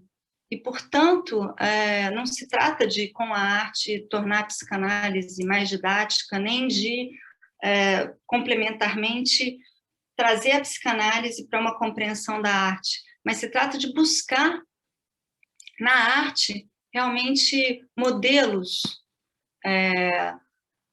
conhecimento, acontecimentos sujeito, eu vou dizer assim. Então, deixa eu tentar compartilhar isso enquanto eu acabo minha fala rapidamente, que aí eu vou entrar finalmente na antropofagia, que eu pretendia desenvolver em primeiro lugar, mas eu acabei sendo levada a outra coisa. O anfitrião desativou o compartilhamento. Você tem como ativar, Lucas? Deixa eu ver. Está dizendo que eu não posso compartilhar. Bom, se eu não puder compartilhar, não tem problema. Quem puder ter o livro vai ver esses desenhos que são múltiplos, são bem diferentes entre si. Eu quis trazer como desenho e não eventuais fotografias de obras. Tem, inclusive, um desenho que é feito de palavras, de uma espécie de partitura de uma ação da Eleonora Fabião, são linhas. E a questão da linha, então, para responder finalmente a sua pergunta, Cris, vem daí, né? é a partir da questão mesmo das linhas perspectivas, das linhas da perspectiva, que eu tento mostrar que a perspectiva falocêntrica, ela é uma perspectiva central, linear, né, de uma correspondência entre o ponto de vista e o ponto de fuga, e que há outras montagens possíveis. Então, estou lhe dando uma estrutura. Abriu alguma coisa aí para ti? Não, porque eu não estou achando de jeito nenhum nada. Não, desativou. Bom, então vai então ser aquela coisa... Talvez não dê no webinar, anuncio, então. É o jeito de fazer a propaganda, anuncio para vocês poderem... Desculpa, vão ter que ler, vão ter que comprar para ver os desenhos, enfim. Tem até uma fotografia minha no final que dialoga, enfim, que eu tento dialogar, mas os desenhos das artistas são muito preciosos para mim, maravilhosos, e, enfim, quem sabe numa outra ocasião eu consigo mostrar também assim publicamente, mas a ideia é essa, de realmente trazer linhas que nos permitam pensar, que vão desenhando, vão conformando, né, outras possibilidades, outras modalidades, digamos, de constituição do sujeito, de constituição da gente, e de também construção do laço social, né, de modo não hegemônico, de modo resistente às linhas de força e à hierarquia hegemônica. Então, o que me interessa na antropofagia, que é essa ideia luminosa, mas muito problemática também, para falar de uma certa particularidade, especificidade brasileira, em primeiro lugar, poder levar a sério o fato de que o Manifesto Antropófago é uma verdadeira leitura de Freud. Não é ocasional e muito menos anedótica a presença de Freud no Manifesto Antropófago, né? Oswald de Andrade estava totalmente próximo das tentativas das vanguardas europeias daquele momento, e especialmente dos surrealistas, né, que em 1924 tinham assistido à publicação dessa obra fundamental de André Breton, que é o primeiro manifesto surrealista. E os surrealistas trazem Freud, Breton especialmente, mas, enfim, o seu entorno, do qual Jacques Lacan chegou a fazer parte, né? Tinha uma presença discreta, mas era uma presença, e, inclusive, o surrealismo influenciou muitíssimo a teoria lacaniana, que viria a ser desenvolvida nas décadas seguintes, mas desde o manifesto do surrealismo, se tratava de se interessar por Freud pela via do sonho e da associação livre, da possibilidade de encontrar outros protocolos de representação e de escrita, tá? A partir dessa espécie de descarrilhamento do discurso, a ideia de uma escrita que seria automática, a maneira da associação livre, e as potências do inconsciente, do sonho, sendo tomadas como, em si mesmas, produtoras de imagens maravilhosas e absolutamente inovadoras, tá? Essa era a realidade, a proposta, com a qual Oswald de Andrade estava dialogando. E o que ele faz é trazer Freud, mas numa chave completamente diferente, como se ele percebesse que essa espécie de colocação em movimento da ordem simbólica, da linguagem, esse descarrilhamento da linguagem, implicasse, num país periférico colonizado como o nosso, implicasse em lidar com a própria estrutura da sociedade. E por isso ele traz totem e tabu, o que nenhuma outra vanguarda artística fez. E a leitura dele é de uma subversão de totem e tabu, tá? Nesse modo satírico, isso de que se trata é que os modernistas brasileiros estavam ali, como todos os países periféricos, imitando os modelos europeus, né? E a resposta, a posição de Oswald de Andrade a isso é assumir que, sim, se trata de devorá-los, né? De incorporá-los, esses modelos vindos dos países, né, importantes e que, enfim, exercem esse colonialismo cultural e não só cultural, mas ele, ao assumir claramente essa posição de quem imita, devora, ele faz isso com uma sátira que traz um giro, né? Um reviramento, além de abrir a possibilidade de que se devorem algumas coisas e outras não. Então, ele inaugura essa possibilidade um tanto contraditória de se pensar uma espécie de identidade brasileira como uma identidade autoritária. E, enfim, essa é uma leitura possível do Manifesto de Oswald de Andrade pela via de uma força, uma tentativa, uma potência descolonial, né? Mas ela talvez tenha permanecido como uma potência não totalmente realizada, que reaparece na cultura brasileira, especialmente na Tropicália, no tropicalismo, mas a gente não vai ter tempo de discutir isso. O que eu quero salientar é que Oswald de Andrade aponta uma coisa fundamental, um reviramento que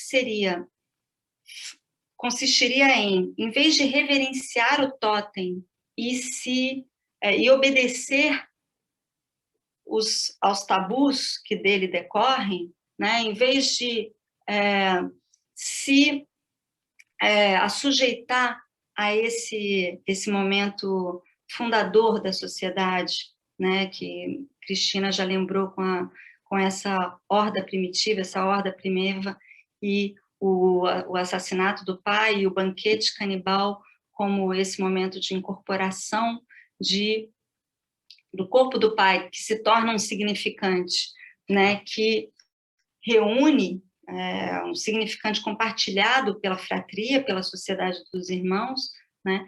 Em vez de adotar esse esquema, Oswald de Andrade, no seu manifesto, ele quebra, ele traz um giro ao dizer que se deveria substituir o totem pelo tabu, reverenciar o tabu, fazer do tabu um totem.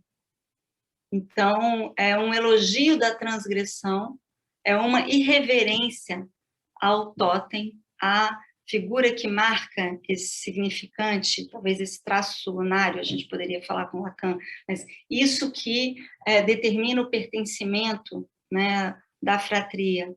E ele não chega a apontar essas outras coisas fundamentais, absolutamente fundamentais, que nessa narrativa que Freud considera um mito científico, uma espécie de mito necessário para o pensamento, as mulheres estão excluídas, como Cristina já indicou também, porque elas aparecem inicialmente como objeto desse pai terrível, o pai da horda primitiva, que simplesmente mantém a todos num regime de terror, impedindo que os irmãos, né, os filhos, tenham acesso às coisas, inclusive às mulheres. E, num dado momento, esses filhos se unem e assassinam o pai, e, a partir daí, não se trata mais das mulheres. As mulheres desaparecem. Não se trata de uma sociedade dos irmãos e das irmãs. As mulheres ficam totalmente de fora dessa narrativa. Mas, além disso, é muito importante apontar o fato de que esse ideal da democracia, de uma igualdade social, né, esse ideal que é ali o fulcro, né, da sociedade moderna nascente, ele encobre com a fratria, com esse ideal de igualdade, ele encobre o fato de que toda uma enorme parcela da população mundial estava excluída desse banquete totêmico, sendo explorada colonialmente. E aí, num país como o Brasil, marcado pela violência da colonização, nós devemos pensar em como isso incide na nossa sociedade, no nosso pensamento, na possibilidade de pensarmos a própria sociedade. Porque no Brasil está muito claro que não estavam todos os irmãos, e muito menos as irmãs, ali fazendo parte desse grupo que se apropria, então, daqueles significantes e pode montar uma ilusão, pelo menos, de igualdade como fundamental para a sociedade, né? Então, esse ideal, ele... Sim. Desculpa te interromper, é só porque eu vi que tem um último dos comentários, era te perguntando sobre o termo descolonização na perspectiva apresentada, né?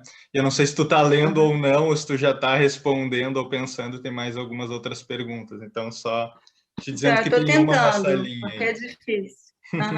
Sim, é nesse sentido que a Cristina me provocou a falar da antropofagia como uma tentativa descolonial. Vejam que, de fato, se trata de não apenas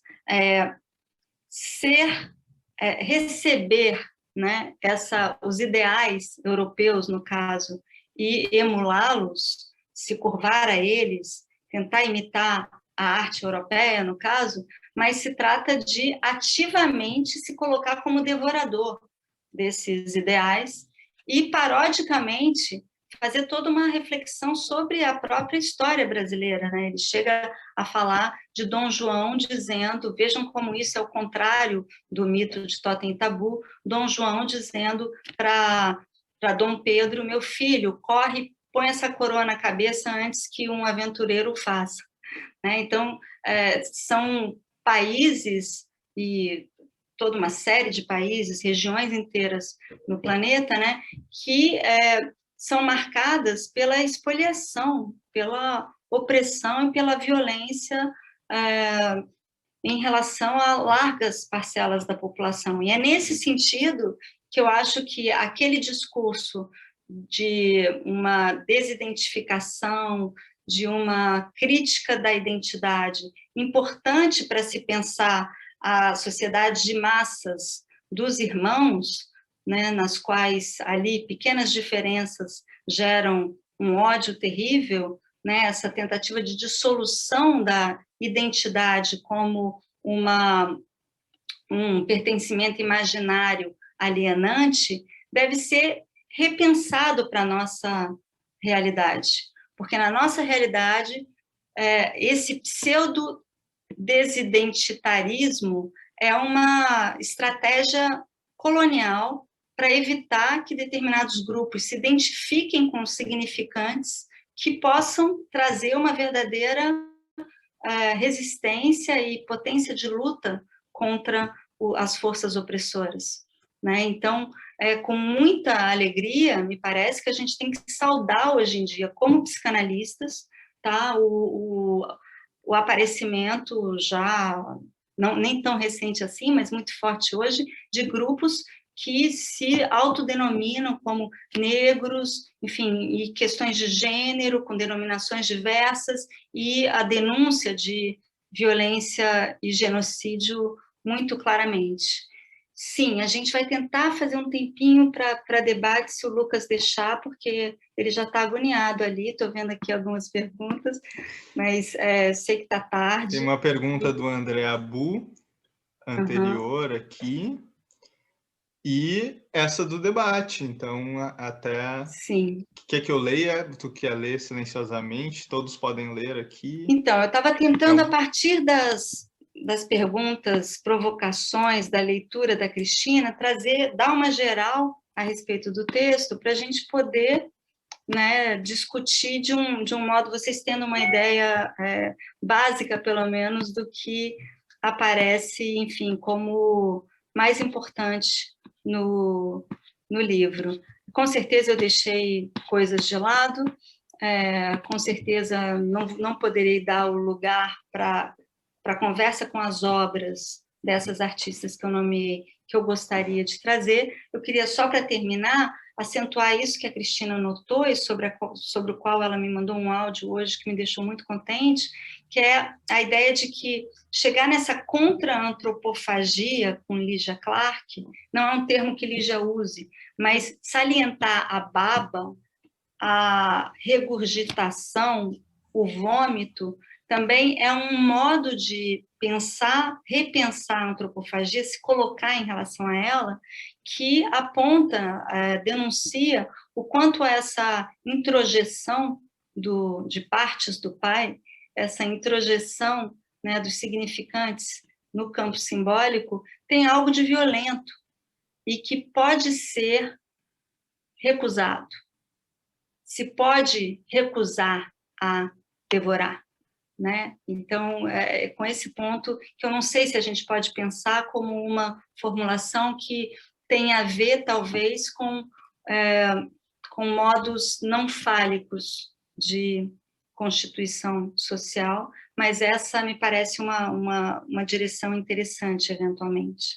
Tá?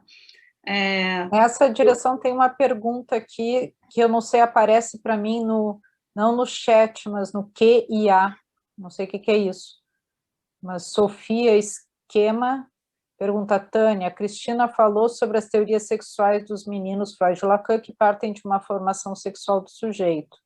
Você acha que a pesquisa de Lígia na estruturação do self com os objetos relacionais investigavam essas teorias de uma maneira crítica? Total, Sofia. Quando você foi minha aluna, eu ainda não tinha chegado nesse ponto, quando a gente viu a estruturação do self.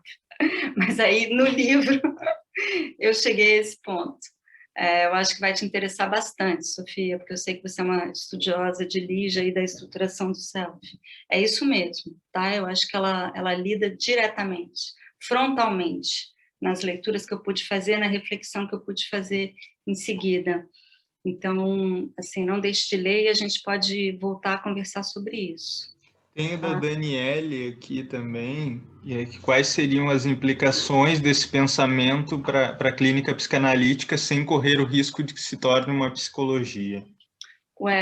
Eu acho que a minha tentativa é justamente de acentuar essa dimensão social e política num sentido amplo, micropolítica, inclusive, como própria da psicanálise.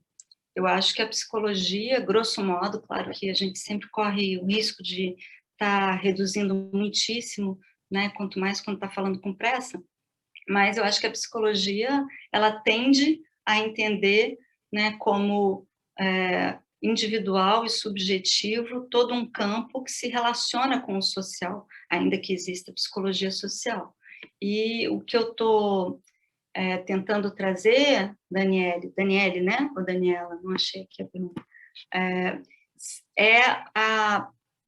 a ideia que, na verdade, está circulando, está nos ventos em várias cidades brasileiras, em propostas como de atendimento na rua, né, atendimento psicanalítico na rua, é a ideia de que a gente, de fato, abra as janelas do consultório, né? Isso não significa abandonar os princípios básicos da psicanálise, mas a cada momento, encarnadamente, nós temos que nos apropriar deles de forma localizada, né? Geopoliticamente e em termos de gênero. A psicanálise, ela não apresenta, na minha opinião, dogmas, mas sim certas afirmativas de base, digamos assim, certas ideias fundamentais, as quais nós somos convidados a nos confrontarmos e nos apropriarmos com singularidade, tá? Então, eu acho que trazer isso para a clínica é um desafio, é algo que eu tenho discutido com colegas, é algo que não dá para trazer uma resposta, de que não dá para dar uma resposta geral e imediata, mas eu não vejo, não entendo bem por que isso aproximaria de uma psicologia. Para mim é justamente o oposto, tá? Estou vendo aqui uma outra pergunta. Jackson dizendo que eu não devo me justificar em relação à presença masculina. Era brincadeira, mas são só ouvidos no momento, obrigada. Até porque a gente sabe que não se trata, o masculino não corresponde exatamente a quem se diz homem ou tem características anatômicas masculinas, então é bem mais complexo, né? E o André Abu traz uma pergunta falando sobre a ideia que eu trago a partir da fala do Preciado sobre a biologia ser mais uma versão para a sexuação, o fez pensar na lógica da metáfora na psicose, né? A amplificação das saídas, deixando a neurose como mais uma. Isso tem consequências políticas, tanto no campo da saúde mental, quanto no território das questões de gênero.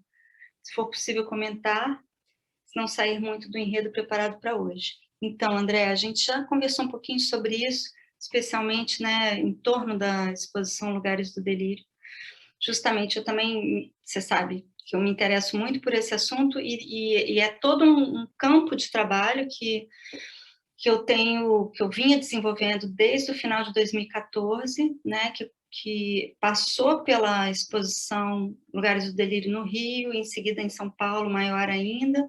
Foi um trabalho muito amplo também de transposição do pensamento em uma arquitetura, uma proposta vivencial para o público, além de ter toda uma questão, você sabe, de convivência e construção com profissionais diversos, inclusive artistas.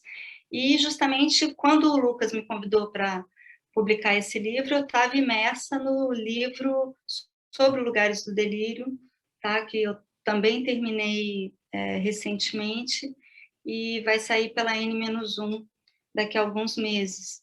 Não consigo trazer o link com as nossas questões de imediato hoje, porque levaria muito longe, eu não conseguiria falar rápido disso, mas a gente vai poder discutir isso muito mais, sem dúvida, nos próximos tempos, lá no programa de teoria psicanalítica para o qual você acabou de passar para o doutorado, tá bom?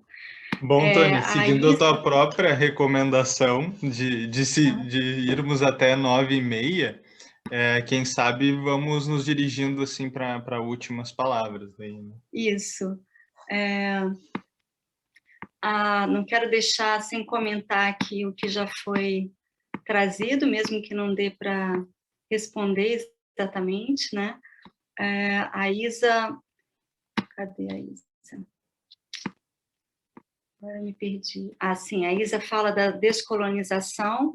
Acho que você está se referindo só àquilo que Cristina apontou, que eu prefiro o termo descolonização do que decolonização, não sei se é isso, porque decolonial é um termo que vem do inglês, e eu acho incoerente. Você está tentando ser descolonial justamente adotando, né, os termos e os autores e as perspectivas que vêm justamente dos países mais fortes em termos, né, de pensamento intelectual. E a Ana Vicentini, que eu tenho muita alegria de ver aqui, diz que tem muitos brilhos cintilando a partir das ideias e palavras. Que pena, Ana, que não dá para você falar mais do que esse debate te instigou. Gostaria muito que a gente pudesse conversar mais. Agradeço a Gisela, que concorda com os pontos de vista, que eu já não sei mais qual era, mas agradeço. A Márcia Xavier também faz uma distinção entre o ritual antropofágico e o mero canibalismo. Sem dúvida, muito interessante, Márcia. Também mereceria mais discussão, achei ótimo. E o Diego está dizendo que a ideia de baba e vômito teria uma articulação com a abjeção da Kristeva, da Júlia Kristeva. É interessante, é bem interessante. Eu acho que é uma via, sim, Diego, de de reflexão, né? Eu acho que é bem interessante pensar isso, sim, essa repugnância também como outro lado da moeda, talvez, do fascínio, né, do interesse. O Manifesto Antropofágico diz: só me interessa o que não é meu.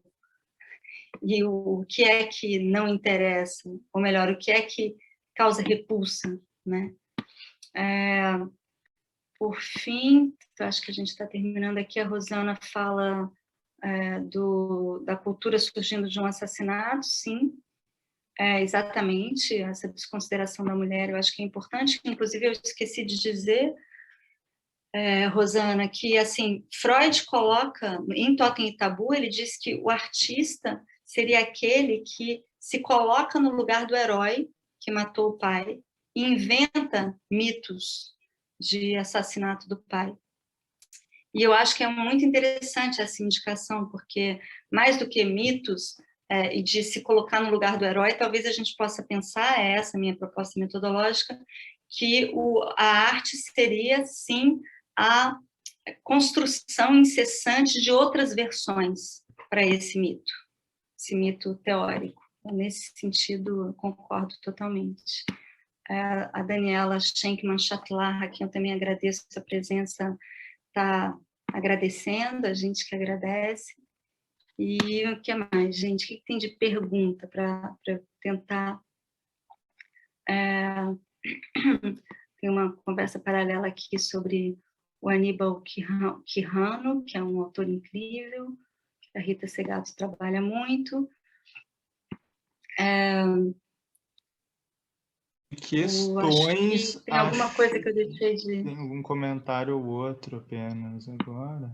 Eu acho que foram comentários, me desculpem se eu não consegui comentar nem rapidamente. O autor que diz enunciar a verdade não parece messiânico, para usar um termo que nos remete à política, um traço totalitário? Enunciar a verdade.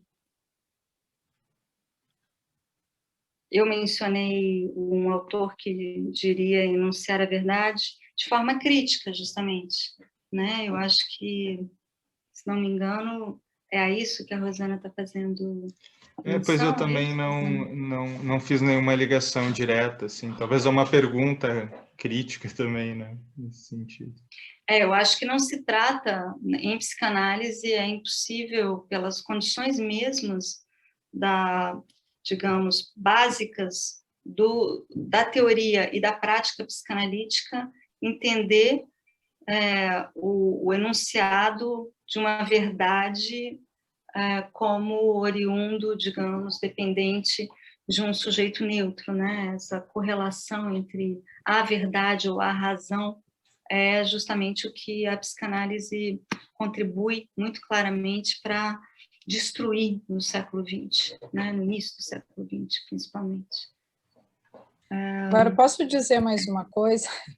Já falei bastante, mas é um pouco assim, que ficou reverberando para mim, acho que ainda pode ser objeto de muitas conversas nossas, Tânia, é essa relação que eu acho que seu livro destaca de uma forma tão peculiar entre arte e política, né, de como a política, ela de alguma forma tem a sua arquitetura, né, tem a sua estética própria, a sua forma de montagem de cena, né, que posiciona os sujeitos na relação com os pontos de perspectiva, digamos assim. Então, de alguma forma, acho que você faz um desenho ali do que estaria em causa no Totem e Tabu, que daí deriva, né, toda uma lógica política que normalmente é entendido como a política democrática, a política moderna, né, a política não monárquica. Esse pai que perde a cabeça é o monarca, né, absolutista da Idade Média, para além de ser um mito pretendido por Freud como fundador da cultura como um todo, né? A gente faz essa atualização histórica, que é pertinente, me parece, mas eu acho que quando você provoca assim, de uma leitura que inclua outros pontos de vista, outros pontos de perspectiva, é também a convocação de uma leitura de outras utopias políticas, outras proposições para o campo da política. Isso Eu acho que aí tem uma contribuição, quer dizer, essa cena não é só a cena da fantasia, enquanto... Até porque a cena da fantasia não é só a cena da fantasia, quer dizer, aí vem toda a proposição do Lacan de que o inconsciente é a política, né? Talvez seja uma chave importante de entender essa frase ao mesmo tempo tão enigmática de que o inconsciente é a política, né? Mas no sentido de que o inconsciente põe em cena aí isso que é próprio ao discurso do outro, que é a produção de pontos de perspectiva. Isso dá pano para manga, eu acho que é muito bacana para pensar potencialidades de reinvenção do nosso mundo. Tânia, alguma última palavra? Essa é a tua última palavra, Maria Cristina? Obrigada, Cris. Prefiro que a última palavra seja da Cris. Ela percebeu muito bem. Relança de forma magistral. Muito obrigada. Bom, eu agradeço às duas, todo esse momento, a todos que assistiram, estão assistindo, e cabe a minha a função de encerrarmos hoje. Estou de guardião do evento, né? Mas sigamos lendo e pensando, então. Foi um prazer, muito obrigada. Tchau, tchau. Lucas, Cristina, todos os envolvidos no livro, todos os que estiveram próximos de mim.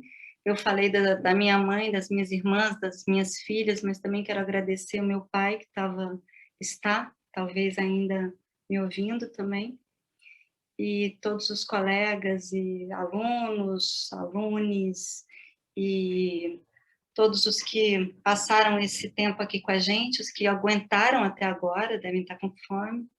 Então, boa noite para vocês. Obrigada.